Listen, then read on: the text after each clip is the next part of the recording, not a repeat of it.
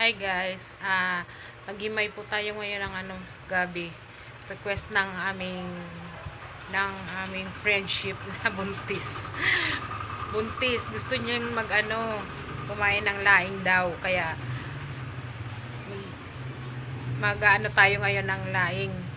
Maghihimay, pero patutuyuin ko pa to guys, baka mga next week ko pa to maluto kasi papatuyuin natin kasi siya, fresh na fresh. Mas masarap yung laing pag tuyo. Kaya tuyuin muna natin yung ating laing guys. And guys, yung ating laing natong sa Bicol. Ito oh. Tinatanggal ko to. Itong tangkay. Pwede naman tong isama, kaya lang ayoko siyang isama kasi ito yung nagpapakati guys. Kaya dahon lang muna, fresh na fresh yan guys oh. Galing sa taniman ni Lola LB. Ito yung mga Kapampangan, hindi nila alam to guys. Ang niluluto nila dito ito yung tangkay, pero yung dahon hindi nila niluluto. Sa Bicol naman, dahon o tangkay niluluto yung parehas. O yan, fresh na fresh yan guys. Tapos ayun na nga.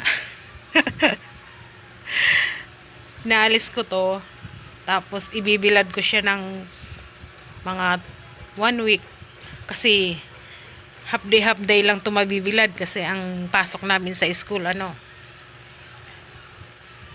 to 12. 7 to 12. So dadating na kami alis kami ng 6:30. Dadating kami mga 1 o'clock. Mga 1 o'clock pa to mabibilad. Kaya kalahalahating araw lang siya mabibilad guys. O yung aking dagta ng ito siya guys.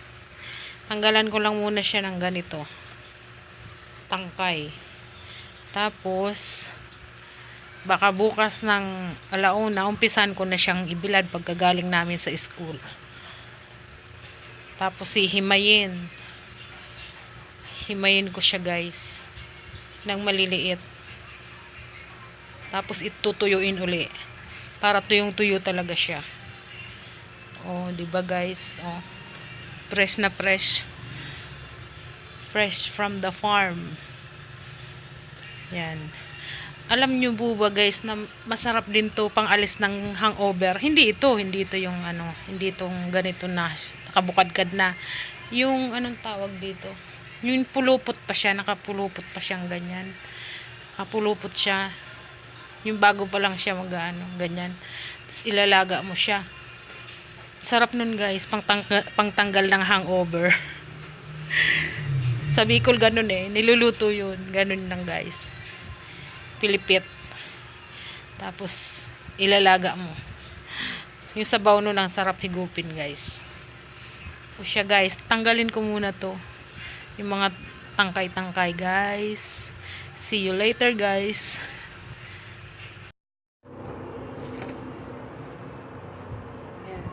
Tanggalan natin guys ng ganito.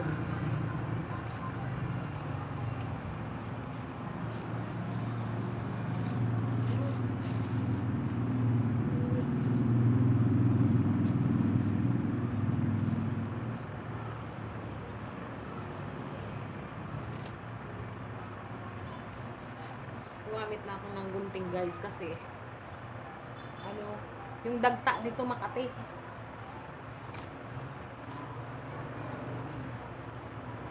Saka nagmamantya sa kamay.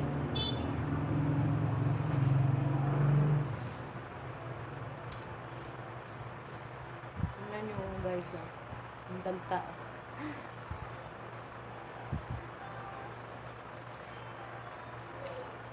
Sarap nito guys.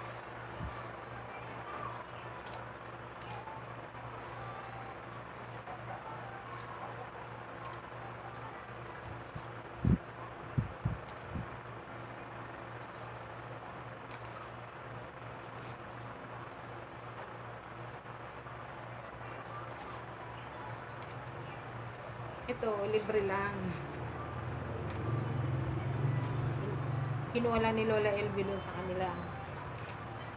May binili ako dyan sa Walter Mart, 90 pesos isang plastic. Lulutuin ko naman yun para bukas. Lutuin ko bukas, dadalhin namin sa Pangasinan.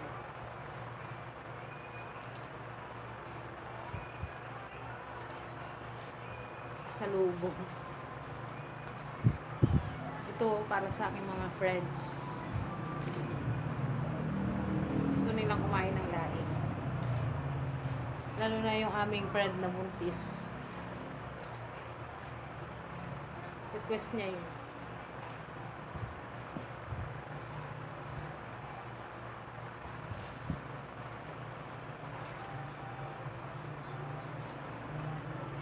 Kaya patutuyuin pa natin guys. Kaya medyo tagal-tagal pa nating maluluto po. Kailangan tuyong-tuyo siya. Pwede naman ito gawin, tawag doon. Pwede naman siyang iluto na sariwa. Kaya lang mas masarap pag tuyo.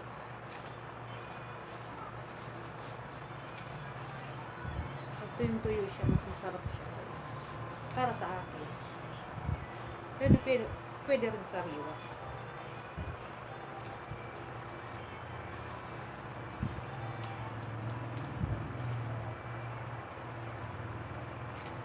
Sa amin sa Bicol, tuyo, sariwa, ginagata. Parehas lang.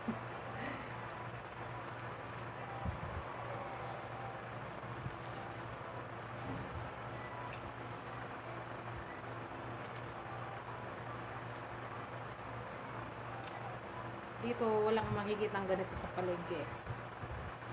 Sa Walter Mart lang.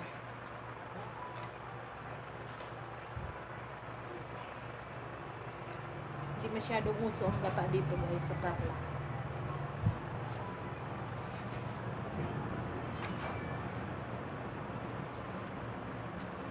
Hindi kagaya sa Bicol kahit anong ginagataan.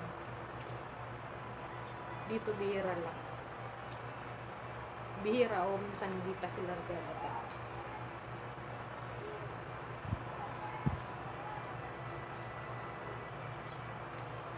Sa Bicol lahat gata. Dito naman lahat gisa.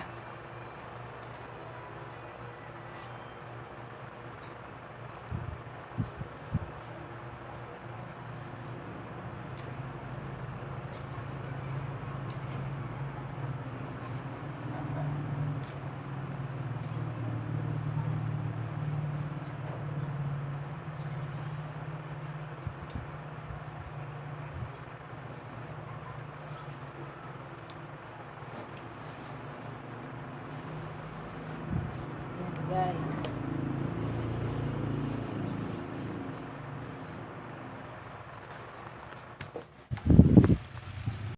Ayan. Isang malaking planggana. Pag natuyo yan guys, wala pang kalahating planggana yan. Wala pang kalahating planggana pag natuyo yan guys. Yan. Yan. See you later guys pag niluto na natin to at natuyo na siya. Pag natuyo na saka natin niluluto. See you guys. Ayan guys. See you na lang po ulit pag niluto na natin yung ating laing. Sa ngayon, ihanda ko naman yung laing na iluluto ko para bukas. See you later guys. Thanks for watching. Please like and subscribe to our channel, Torres Family TV. Bye. See you.